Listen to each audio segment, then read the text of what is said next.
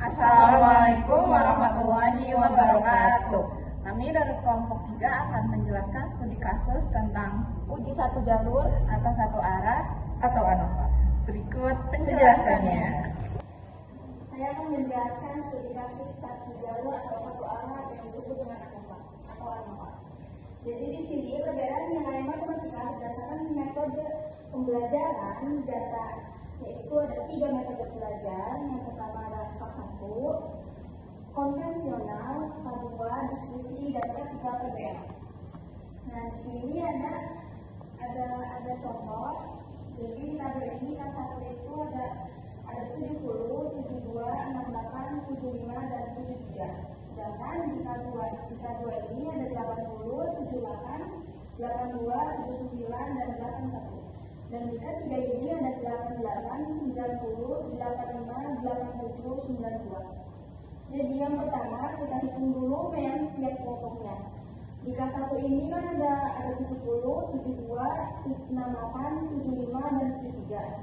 Hasilnya itu yaitu 358, meannya itu 71,6. Dan di K2 ini ada 80, 78, dan 82, 79, serta 81. Totalnya 400 dan mean ini 80. K3 ada 88, 90, 85, 87, 92. Totalnya 442.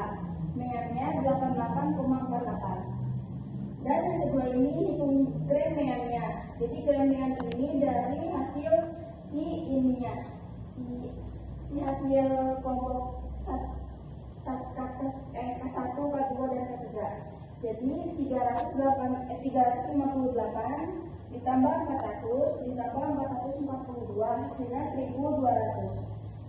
Jadi 1200 dibagi 15 sama dengan 80.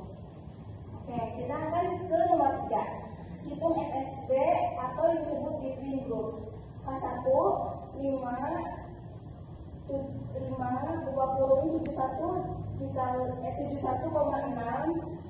dikurang 80 per 2, hasilnya 352,8. K2 ini ada 5 80 dikurang 80 per 2, hasilnya 0. Dan K3 ada 5 88,4 dikurang 80 per 2, hasilnya 352,8. Jadi SSB tersebut jumlahnya 705,6.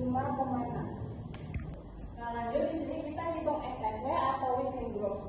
Nah, di K1 tadi datanya itu kan ada 70, 72, 68, 75, dan 73. Itu dikurangi dengan mean yang tadi sudah dihitung lalu dipangkatkan 2. Jadi hasilnya 2,56. Kalau yang 72 itu hasilnya 0,16. Kalau yang 68 hasilnya 12,96. Kalau yang 75 hasilnya 11,56. Kalau yang 73 hasilnya 1,96. Dan hasil akhirnya itu 29,2. Lalu lanjut yang kedua itu datanya tadi ada 80, 78, 82, 79, dan 81. Mean yang tadi sudah dihitung itu hasilnya 80 lalu dipangkatkan 2. Yang 80 hasilnya 0. Lalu yang 78 hasilnya 4. Yang 82 hasilnya juga 4. Yang 79 hasilnya 1. Dan yang 81 juga hasilnya 1. Dan nilai akhirnya itu 10. Lalu yang ketiga datanya itu tadi ada 88, 90, 85, 87, 9, dan 92. Lalu hasil mean yang sudah dihitung itu hasilnya 88,4 dipangkatkan 2, jadi hasilnya itu yang 88,16, yang 92,56, lalu yang 85 hasilnya 11,56, lalu yang 87 hasilnya 1,96, lalu yang 92 hasilnya 12,96, dan hasil akhirnya 29,2. Total akhirnya itu ada 68,4. Lalu lanjut, di sini ada hitung MSB dan MSW-nya. Nah, DFB ini sama DFB ini itu rumus. Jadi K kurang 1 sama dengan 3 kurang 1 itu sama dengan 2. Lalu yang DFB-nya 6 kurang K sama dengan 15 kurang 3 sama dengan 12. Nah, jadi MSB ini SSB dibagi dengan DFB. Tadi tuh SSB-nya sudah dihitung hasilnya 705,6 dibagi 2. Jadi hasilnya 352,8. Lalu yang MSW-nya SSW dibagi DFW. Nah, SSW tadi itu sudah dihitung jadi hasilnya 68,4 dibagi 12 hasilnya 5,7. Lalu lanjut di sini kita ada hitung F-nya. Nah, F ini sama dengan MSB dibagi MSW. Sesuai perhitungan tadi, tinggal dimasukin aja 392,8 dibagi 5,7 jadi hasil akhirnya 61,89. Lalu kesimpulannya, F hitung atau yang 61,89 lebih besar dari F tabel atau 3,89. Nah, jadi kesimpulannya itu terdapat perbedaan rata-rata nilai matematika yang signifikan antara ketiga metode pembelajaran yaitu K1 atau konvensional, K2 atau diskusi, dan yang ketiga atau PBL.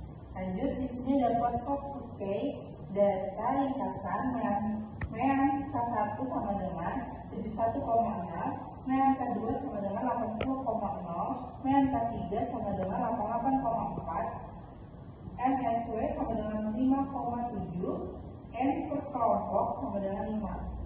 Jadi di sini dibagi kelompok ada pasangan K1 versi K2, selisihnya 8,4 dengan HSD-nya lebih dari, terus keputusannya ada perbedaan signifikan. Lanjut di sini ada K1 versi K3 dengan selisihnya 16,8 lebih dari, terus ada keputusannya perbedaan sangat signifikan. Lanjut di sini ada K2 versi K3 itu dengan selisih MEAN 8,4 lebih dari, perbedaannya dengan perbedaan signifikan.